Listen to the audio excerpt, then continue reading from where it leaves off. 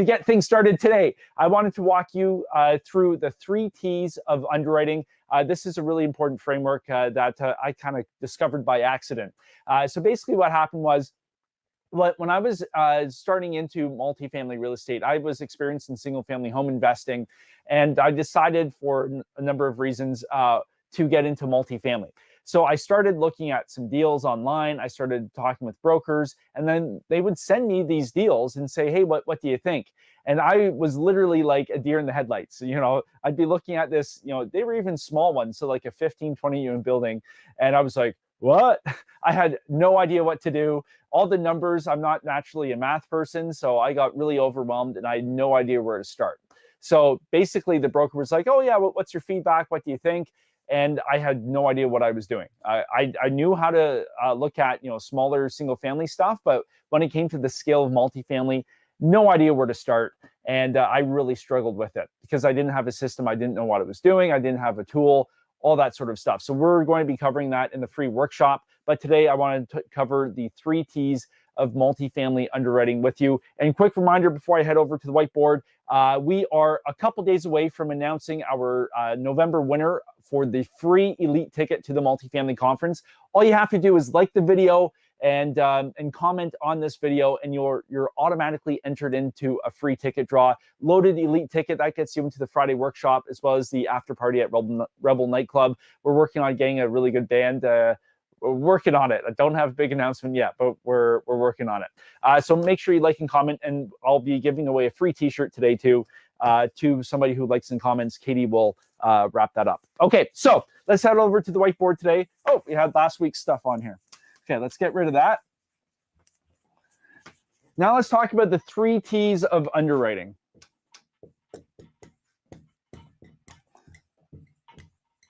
Now, this wasn't always the 3 T's of underwriting. It was actually 2 T's and an E, but I figured, you know what, we'll change it to the 3 T's. So the first T of underwriting, because like when we're underwriting properties, we're really making educated assumptions about future performance, right? We're giving our best guesstimate as to what will happen with the property at some uncertain time in the future, right? We may have a horizon we're looking at. Maybe it's 5 years down the road, 7 years down the road, 3 years down the road, but we're really making educated guesses. So what we have to do is we have to make the best educated guess, the guesstimate possible with the best data we have.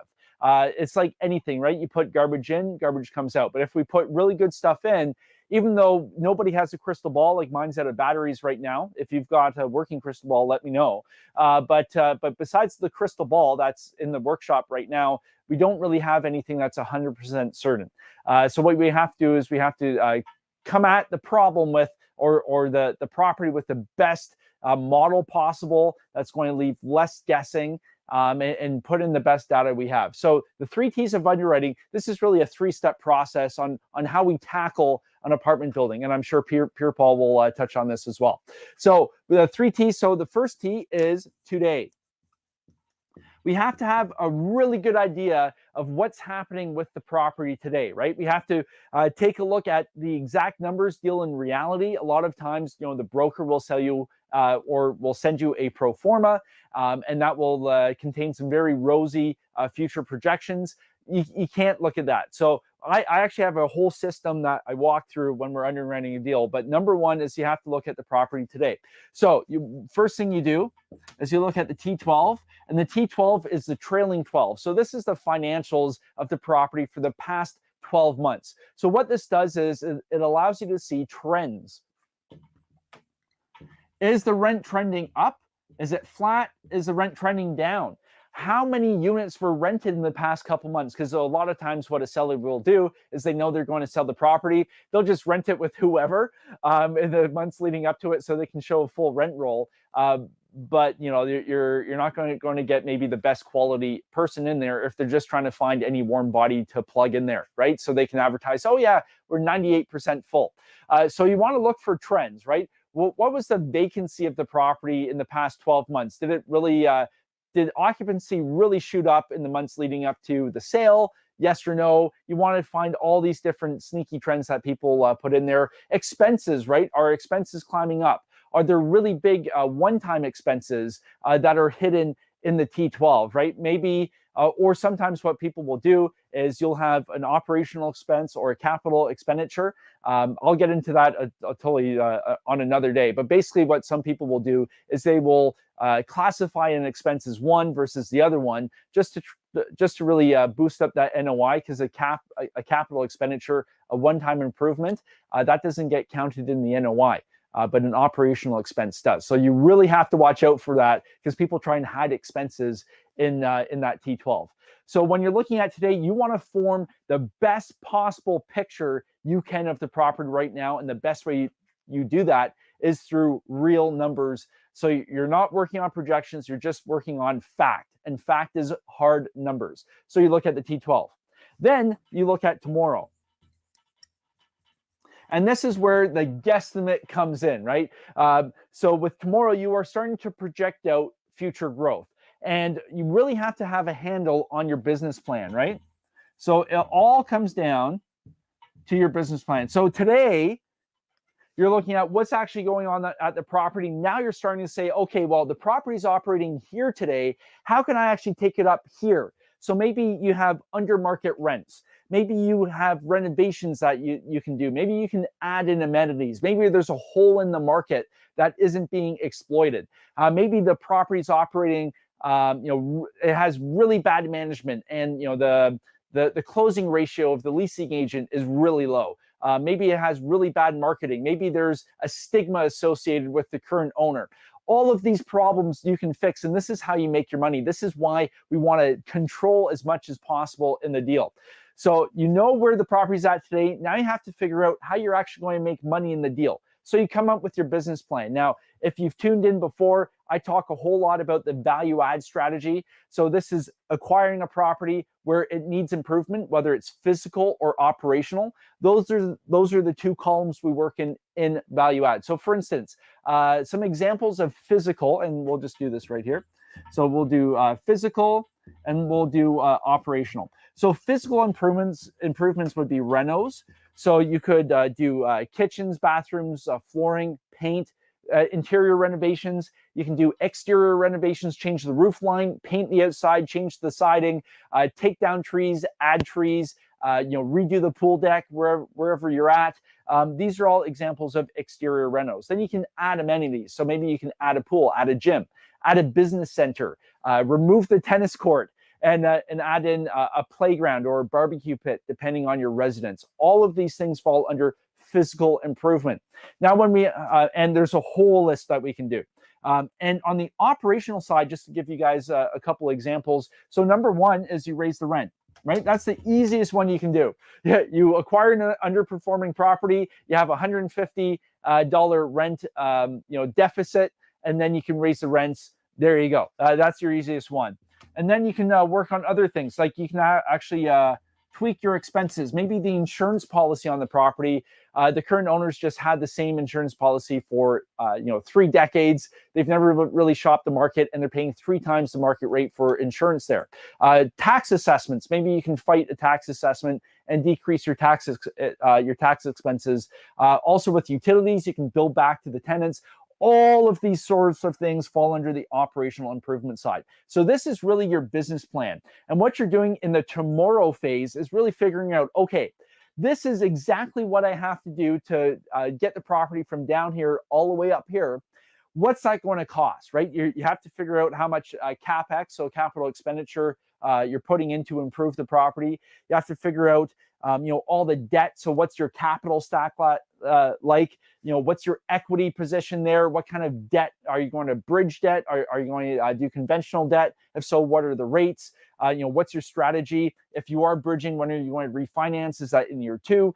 All of these sorts of questions fall in under tomorrow. And what you're doing is you're taking the hard data that you have here, the real numbers, and now you're starting to apply some guesstimates to it, but in the best possible way, because you want to stay centered in reality. So you want to look at where the market's performing today. You want to use comparable examples that are an apples to apples comparison. So that way you're not just coming out of saying, coming up this process saying, oh yeah, I can achieve a $300 rent premium, when in reality, all your competitors are just charging $200 more than the subject property, right? That's $100. That's fairy dust at that point. So that's tomorrow. And then this used to be called, the third step used to be called exit, but I changed it to get to the 3 T's. So now I call it terminus, which means the end. So this is when you exit the deal. And you're going to be making a whole bunch of assumptions about the state of the market and the property when you exit. And this is why it's really important to be conservative and come up with a whole bunch of different exit plans or strategies depending on what's going on in the market. For instance, a good example would be if you acquired a deal 5 years ago and this year you were planning on exiting, the market has shifted. So the market 5 years ago when you acquired is no longer the market today. So what is your exit plan? Did you stress test accordingly in the deal to make sure you're safe in it? So what we're doing with the terminus is we're projecting into the future and saying, okay, when the deal is done, when the deal ends, when I want to sell and get my money out so I can reinvest it in another deal, what does the market look like?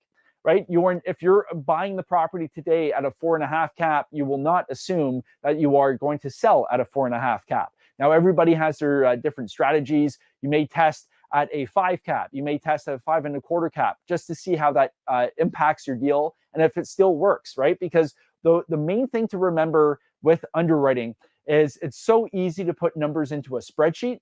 It's another thing to take those numbers and make it happen in real life. So we've seen a whole lot of people, especially when you first get started out.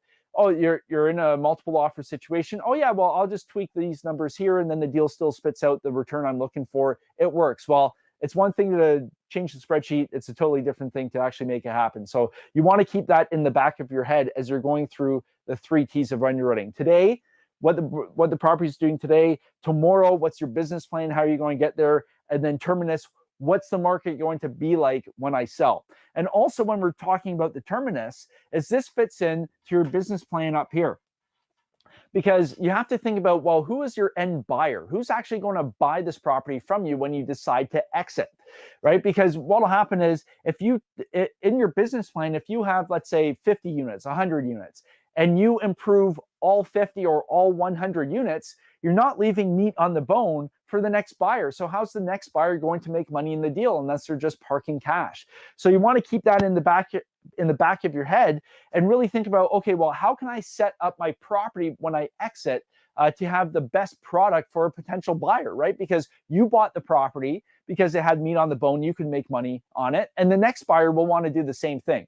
So this has to really wrap into your business plan. And this helps out your selling strategy so you can get the maximum value for the property. So today, tomorrow, and terminus, always want to be conservative because you never know what's going to happen in the market. 2 years ago, we had really cheap money floating around everywhere. Governments were printing it. Today, money is a lot more expensive. 2 years ago, you probably didn't think this would happen.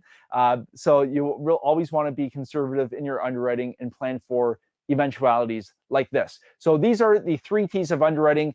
I really hope this helps you out as you approach a new deal, as you're analyzing the deal. And I'm going to have something really special for you in a couple of weeks when we announce that underwriting workshop that we'll be running. So today, tomorrow, and terminus, that used to be called exit, but I like 3 T's better. Hey, thanks for watching. I've got 2 other great clips for you to watch right over here. And let me know what you think. Leave a comment, hit the like button. It really helps out the channel. And until next time, happy investing.